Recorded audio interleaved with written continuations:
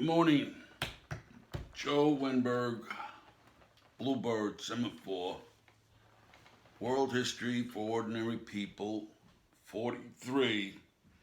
And this will continue on the India theme that I've been doing for quite some time now. It's been a while since I did any of this, I think a couple of weeks. And as usual, when I come across in my readings anything about deforestation, I make a mental note to talk about it in the next world history. And it's amazing, something seems to always crop up.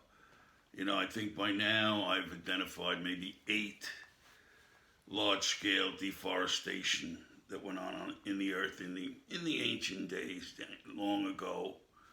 Long before we were screaming and yelling about deforestation, they just did it because that's what they did. And along with the deforestation, in this discussion, I hope to remember to talk about a program introduced by the British in India where they do a bunch of deforestation. But the reason why I say this one separately is because it totally mimics what Russia was doing at about the same time.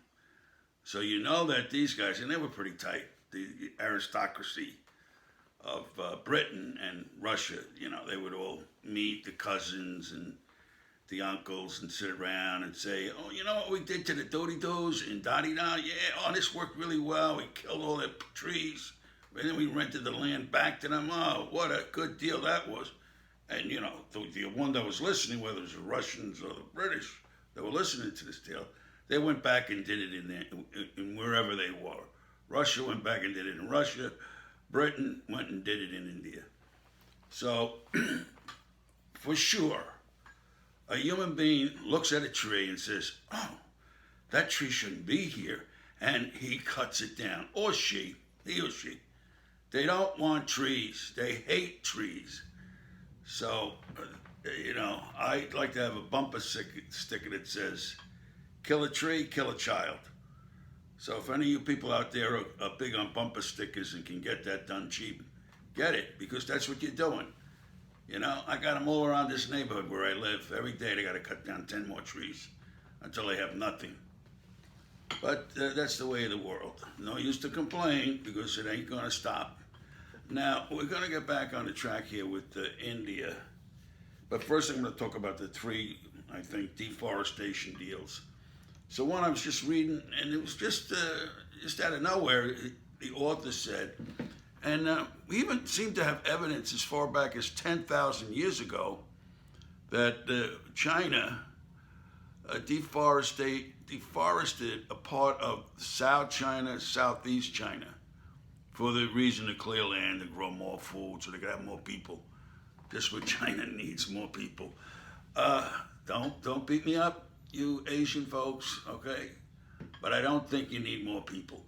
Anyway, so that was one. It was. These were scientists talking. These weren't just, you know, blabberers like me. As a scientist, I picked it up and I'm putting it out here. Another reference was, of course, the Sahara Desert, and we all know. Well, I think we all know that at one time, the Sahara Desert, and that's most of North Africa, was a temperate land. Even further back, it was tropical. Temperate land. They were able to do vast agriculture. They domesticated animals in a large way. There were plenty of waterways and decent amount of rain in and around the Sahara Desert. Until now, of course, it's one of the driest spots on the earth. And so, and that also happened as a result of intensive agriculture and cutting down the trees. Remember, it was a tropical land at one time. And in order to become a agricultural land, you had to cut down the trees, which they did, and then they got themselves a nice desert.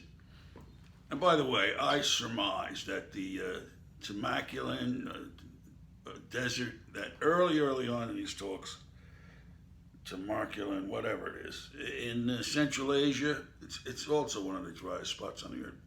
Great big desert, fairly east of the Caspian Sea, but before you get to China proper, you know, there's this big oval-looking dry spot, Tamarkan Desert. This is one that I said in there. The people gave it the name because supposedly it means if you go in, you don't come out. Now, there is evidence of civilizations sprinkled around in that desert in oases.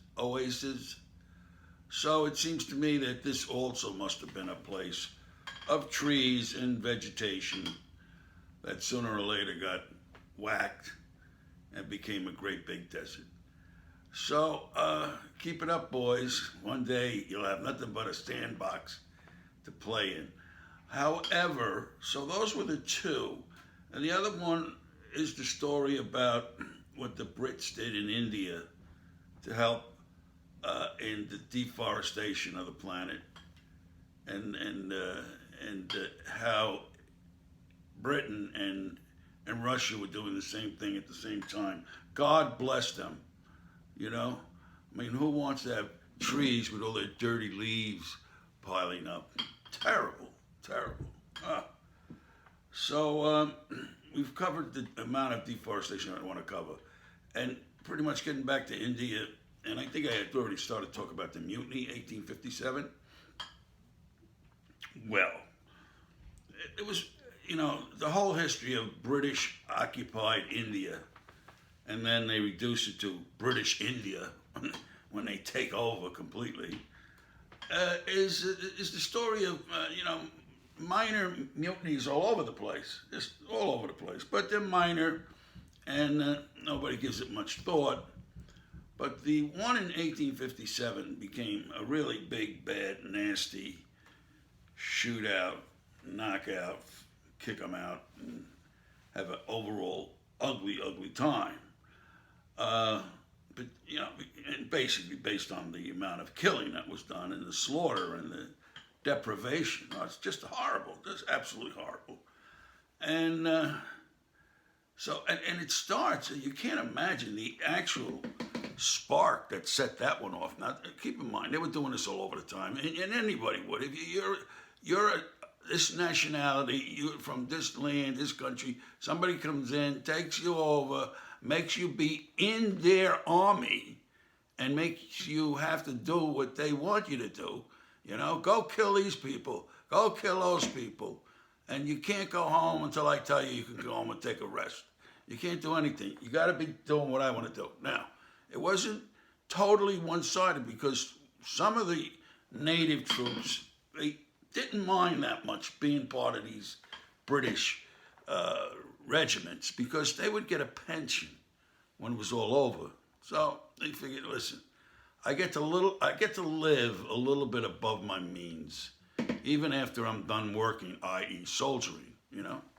So they had a reason why they accepted it, but they accepted it with a lot of blowback, a lot of pushback, a lot of we hate what we're doing, but we're doing it anyway. So it was a mixed bag, to say the least. But lo and behold, some brilliant administrator back in the home country, or whatever they call it, home government, I think they like to refer to it. Back then, the home government. But some brilliant bureaucrat came up with a new rifle, I think it was Enfield something or other. And the cartridges for these new rifles needed to be greased, and they decided to use animal grease or animal fat to grease these cartridges, particularly cows and pigs.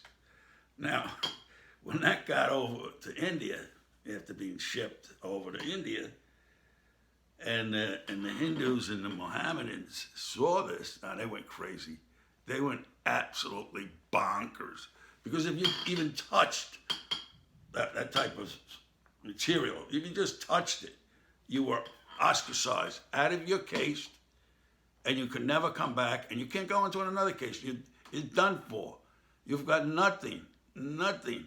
Now, they would allow you to become Christians, but that wasn't so great for these folks, But that you could do. You could become a Christian. But you couldn't go back into your caste. Therefore, you couldn't make a livelihood. You had no chance at a livelihood. Your family was done for. You were done for. And so what were these British administrators thinking? Hey, they had only been there for 200 years. You think they would have figured this out. But, these guys are so overblown with themselves. They think they could do anything. It's too bad so many wonderful people have evolved out of that British heritage, really. I mean, just last night I saw the last few minutes of Chariots of Fire, and this guy, Eric Liddell, L-I-D, Liddell. This is a master human being. This is a real, worthy of praise human being. Now, actually, he was Scottish, but, we tend to look the other way over those distinctions. But,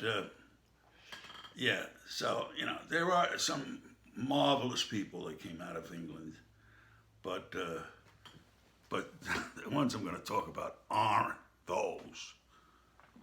No, they're not. But so the mutiny starts. It starts off in some place, Meerut, M-E-E-R something E-T, and this was pretty well planned on the part of the mutineers. It's all synchronized, and Meerut, whatever the town's name is, went down fast, hard and fast, and before the first day was over, the mutineers were on a march to Delhi, which at the time was the center of India, and I want to say particularly British India, but Delhi was pretty much the center, although I believe I read it had already started to be on the decline. And Delhi was pretty much a walled city on the river, the Ganges, and it's incredible when I see these old etchings from that era. These look like European walled cities, So certainly my impression of what India was is definitely wrong now that I've seen some evidence of what it really was. These were European-like cities with their warriors dressed up in European-like armor with the helmets and all that stuff. They had cavalry, they had guns, big guns I'm talking about. So we think of the Indians as, riding around on an elephant and with some Raj with a ruby on his forehead. Listen, that's all the hype we get in our tiny little history books that are supposed to teach us the world and the way it was and prevent us from making the same mistakes. Well, we didn't get it. Either we were playing hokey that day or it wasn't in the history books. Listen, so they march on Delhi, and Delhi becomes the big story of the whole mutiny. And it's a shame I got to call it a mutiny when, in fact, it was a war. This was on the scale of a war. And in Delhi, the atrocities are just abundant. And, of course, it doesn't stop there. It sparks all over the place. And I didn't bother to catalog all the little towns, Luchow and Lapur, all these names, Bombay. I mean, it's sprung up all over the place. You've seen parts of these skirmishes in wars, not in wars, in movies that came out of Hollywood, with the massacres going on in the parade ground. That's where they like to do a lot of the massacres in the parade ground. I think one of their ploys would be tell the troops to assemble, at 11 a.m. and they get out there and they shoot them down. So it's what they do. So that went on, and this is condensing a great amount of the history of the Europeans in India. But it's just so much of the same thing. I mean, every half page that I was reading through this era of the Europeans, and it was all the same thing. It was so and so went out to such and such, and they killed. There's 2,000 on this side died and wounded. 1,000 on this side died and wounded. And then the very next page, the troops went to do. They had 4 cannons, 5 cavalries, 5 this and that, and they shot and they killed everybody. Well, I suffered through it, but there's nothing to be gained by it until you come to the mutiny, because that was orchestrated. It was planned by the mutineers. It caught the British with their pants down once again. And therefore the mutineers got a leg up for a little while. But then off came the reserves to back up and support the who was already there on the British side. And remember, there was Indians fighting for the Brits at that time as well. So you had mutineers against native Indian soldiers on the British side, and so on and so forth. Just a crazy time in world history. And yet, even with all that, we seem to have a country over there with its billion-plus people that seems to be able to live in a semblance of civilized behavior. And so all those terrible things that went on in the middle and latter 19th century didn't bring it to the country to annihilation. So they must have had some strong leadership, and I think they also had a deep respect and love for their culture. And there's a few different cultures over there, but they had their deep respect, and it survives, and it seems to be surviving very well. It's a very colorful nation, people, culture, and they're surviving. However, the story isn't over yet, because a little bit prior to the mutiny of 1857, it was a lesser known, and perhaps to this day, perhaps now at this time, unknown clash between the native Indians and the Brits. Now, I may have to look at my cheat sheet here to get these names right. So there's a tribe of people, this Santhal, Santals, something like that, and they're in northeast India. They're in today, and they're dispersed through a number of countries: Assam, West Bengal, and at least 3 other countries. They're dispersed. They're tribal. They live, they live here, they live there. There are no political boundaries that they were aware of, and they successfully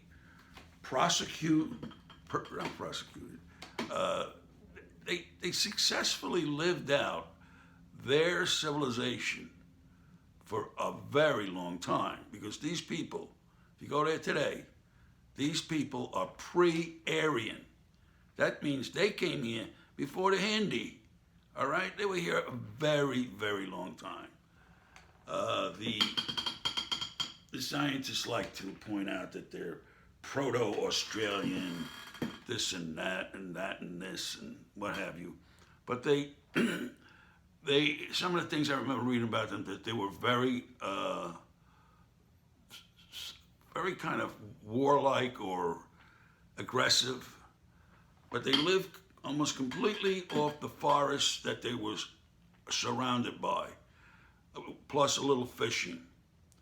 And because of one of the photographs that I see, that these people, these proto or pre-Aryan type people fishing, it's clear that they're still living in a remarkably Stone Age and maybe even Paleolithic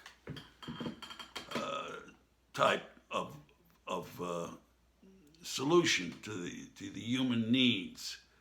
Their tool for catching fish looks so antiquated, and it must have been around since they moved in as pre-Aryan people living pretty much in the jungle. And you would think that we were looking at David Livingstone in his entry into deepest, darkest Africa. You're looking at this culture today that I don't want to denigrate these people because they're swell folks. There's no doubt about it. They have beautiful textiles. If you leave them alone, I'm sure they'll be just fine. And of course, now there seems to be something going on up there that's, once again, bringing the power of the powers down on them, I believe. Now, but the fact that the author that I was reading, and I think they may have been reading something on the internet that said they were pre-Aryan. Oh, that got me. I said, I got to look into this. Because, that's where we start looking at history is way back, a couple thousand years BC. And as far as I know, that's when the Aryans were pouring in through the passes of the Himalayas. And, of course, this little thing about the where they are in the northeast part of India and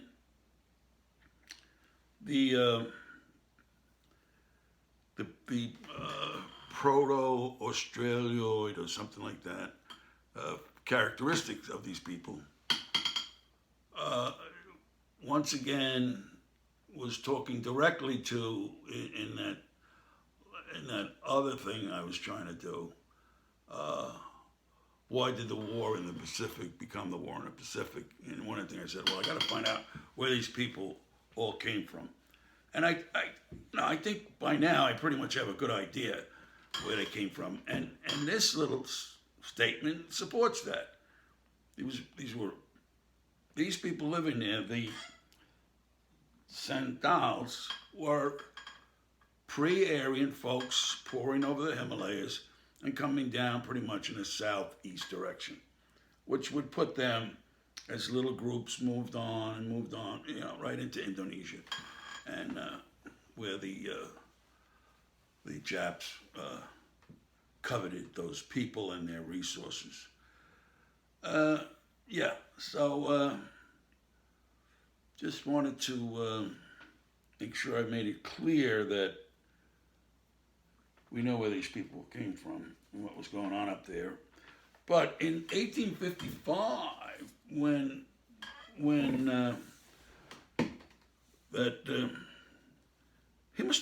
this guy must have been England's whipping board, this Cornwallis. I think all of us here in America know about Cornwallis because he was sent over here to try to clean up the colonies and get them out of this revolt mind.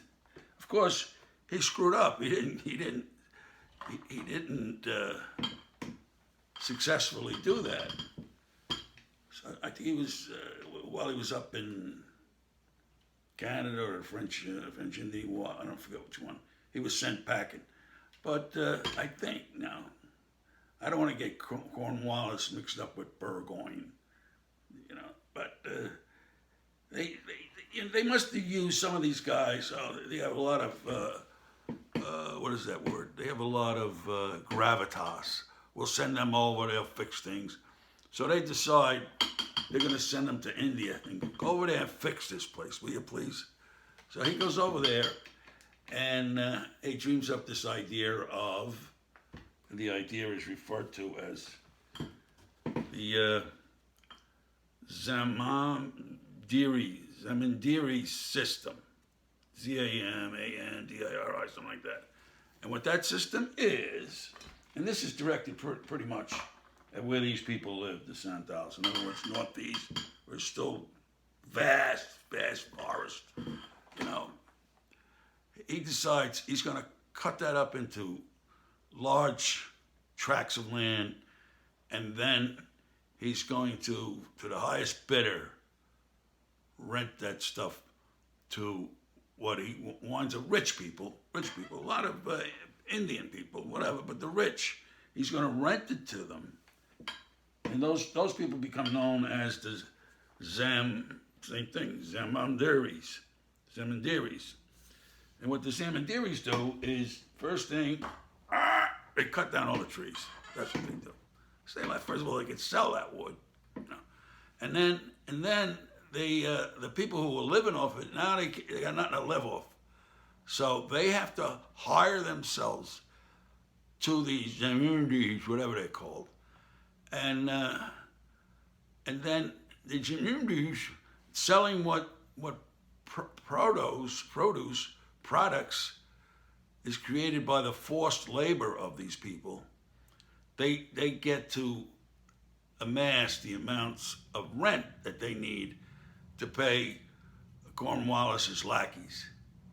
So, they get crushed immediately as soon as the British take a major concern about their area. Up until then, they were living fat, dumb, and happy. Maybe not fat. They seem to be a lean people. A little tall, but lean, not fat. And amazing, I saw another photograph of these guys carrying bamboo.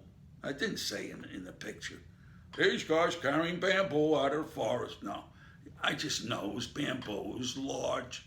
It was, the middle was empty, and there were rings every 4 or 5 feet. So this was large bamboo that I didn't know bamboo grew that large. 2, 3 inches, you see that. I got a place around here that does that. But not this size. This size, they were gigantic. I'm saying 10 inches across. So, and it's remarkable to me because just this holiday season, I was in somebody's house and they said, my floors, the builder or somebody told me, they're made out of bamboo. And myself and another guy, we jumped up and said, no way, I can't build floors out of bamboo. What do you think of that? Blah, blah, blah, blah, blah, blah, blah. So, and because I didn't think you could get wide enough boards to do it. Well, looking at these things in the photograph, I could see you doing it. And it would seem to me it would be ideal for down here, which is surrounded by water, and there's supposed to be humidity in the air, but we're getting a lot less humidity down here because every tree that gets chopped is that much less precipitation in the air. One of the things these people around here don't know, that not only pretty soon they're not going to be able to breathe, but they won't have any water in the ground or in the air. But like I said, they just don't care. As long as they have their little toys, they're happy. Happy. So this is Cornwallis's great contribution to human society. He devastated the forests of northeast India and Assam and a few other countries up there, West Bengal. Listen, so now we're at about the 1850, 1857 time frame, and the mutiny doesn't take that many years. In a couple of years, it's all over.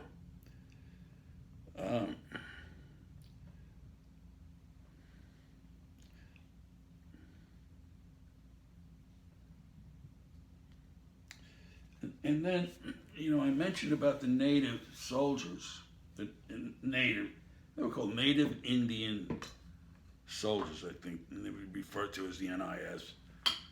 And they would wind up being sent overseas to fight for the British. And if my memory serves me, they were sent into Africa. They fought in those Boer Wars. They were sent into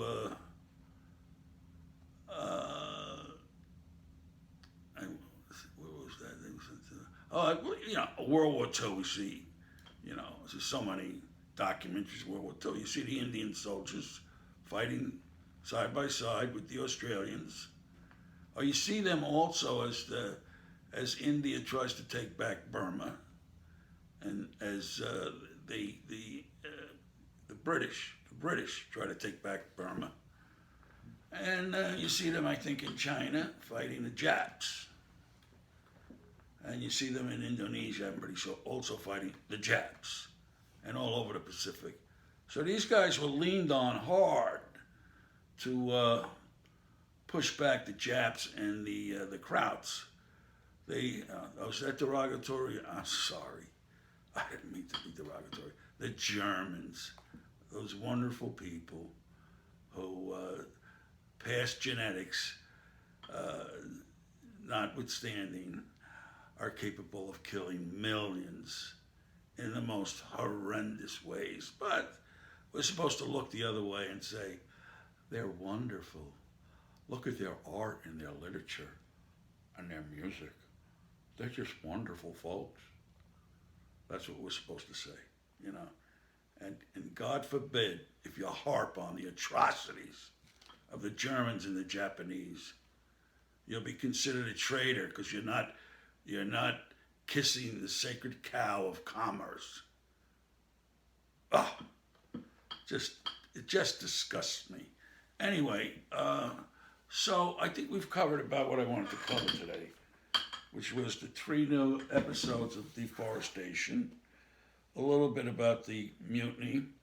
See, they refer to that as I think the Great Mutiny, but they also refer to something, the Great Game. And the Great Game is the espionage thing that went on between the English and the Russians, that each one was trying to get the upper hand in Central Asia and India, each one. And their spies would go out all over the place, and it was called the Great Game.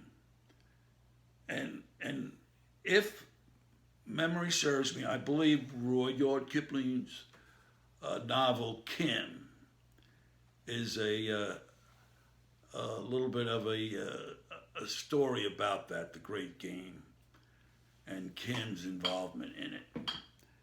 So, anything else? No, but I promise to read some more. And, you know, once again, I'll show you this book that I'm getting a lot of this information about India. It's the war in India. You see this? And I'm pretty absolutely convinced it was written in 1858. 1858. This book was printed then. And look at the excellent shape it's in. You see this? Really, the spine's becoming a little detached, but still, this is really in excellent shape. And the only thing I could say is, though, that this guy writes, he's this great big cataloger, you know? Just goes from one battle to the next, a listing of how many were killed and maimed, and on and on and on. But every now and then he gets into a little bit of, you know, concept and theory and what's going on, or what went on over there. So I'm going to suffer through it to the end. But because it's so old, I'll keep it. I'll never get rid of this. You know?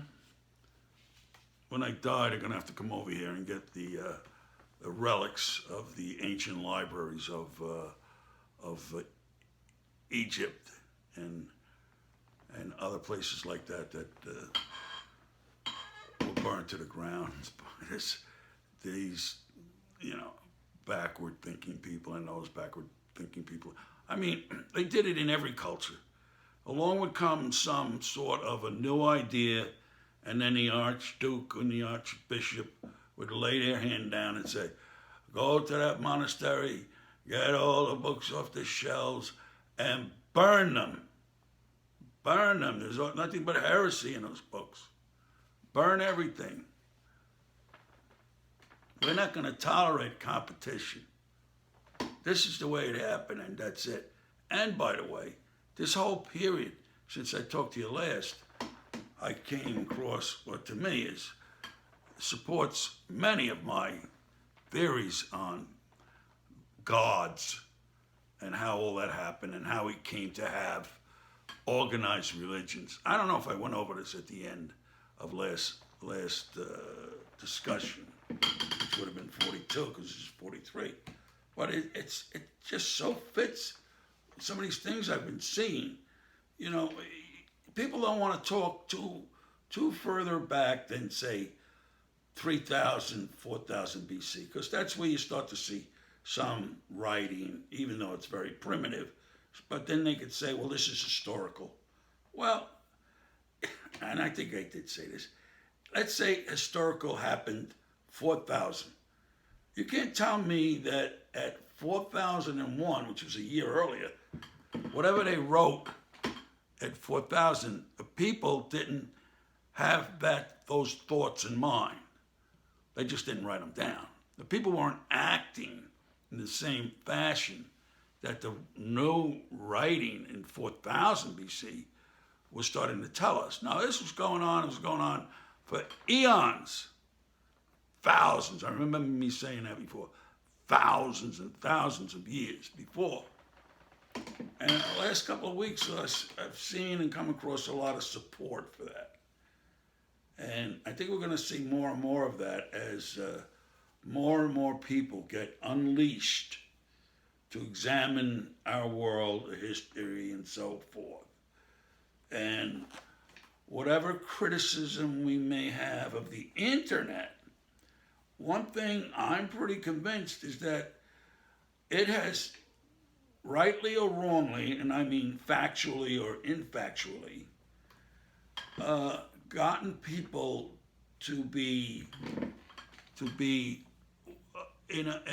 have a mindset that they want to inquire, they want to acquire knowledge. People want to, and that was not the case pre-internet. People wanted to acquire a newer and bigger, better television set. But I think all this stuff that comes out, and some of it is, cockamamie stuff, but some of it you can sense is real. People have done their homework and they're putting it out there. And this has made other people want to do the same thing and want to imitate. So there's a lot of information and a lot of it is valid. So that's one reason to praise the internet. But it has so many faults. Given the choice of acquiring this knowledge or going up against the many faults of the internet, I would select giving up the internet and giving up the ability to get information. Because overall, the big direction of the internet is the wrong direction. The wrong stuff is going on. One of my favorite people said it a long time ago, 100 years ago. The problem with advertising, and that's what the internet is, one big advertising bugle, is that the wrong people get to advertise. It's the people with the money and the power, and those are the wrong people. They should not be doing the advertising and promoting things, because what they want to promote and advertise are the wrong things. So I can't jump on board the internet bandwagon. What I can do for the time being, use it discreetly when I see information, like I picked up on these sand balls up there in northeast India. When I see something that looks real and looks factual and is in the area of my particular interest, boom, I'm all over it. But for the most part, it's disgusting. Disgusting. You got to wade through 10,000 advertisements before you get anywhere. But that's the way of the world. And Albert Schweitzer pointed it out to us a very long time ago. A very long time ago. He's one of those important individuals in world history who got debunked by his peers because he didn't conform to their ideals.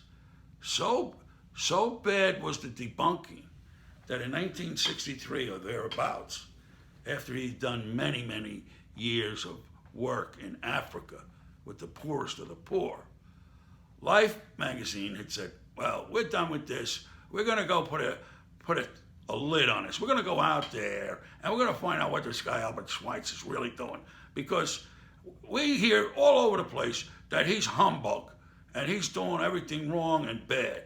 So we're going to go out there and we're going to come down on this story and we're going to set everybody straight.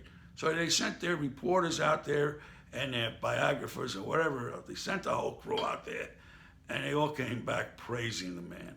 This man is truly a saint.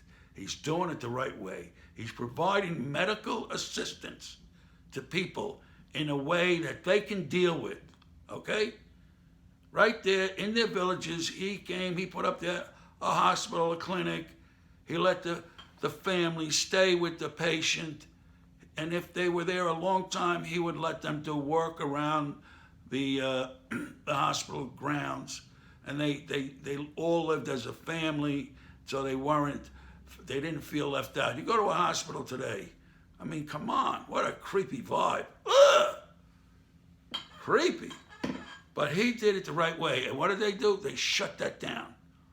And then they started importing the patients to the big, powerful countries where these people that were sick could be put into big-time hospitals, which is where the money is. Not in a little forest village in deepest, darkest Africa. No, no, no, no, no. You got to come back to Jersey City. You got to come back to Manhattan and San Francisco into a big, big, big, big, big hospital. And we could charge the government, i.e. the taxpayers, billions and billions of dollars to do what Albert Schweitzer was doing for nothing. Some of the contributions people would send in, a little here and there. But that was a man who none of us can come close to in ability, into intellectual stature, into, I want to say, into vigor. He was a real man, a real man. Not these punks we got running the country, the world now. But I don't want to sound like I'm anti or negative or anything, you know. But let's hear it for Albert Schweitzer. Okay, that's it, folks. I'm done for today. I think I was stupid today, a lot of stupidity. But so what? It's Sunday. I can relax. Have a nice time. I'll see you again. Bye.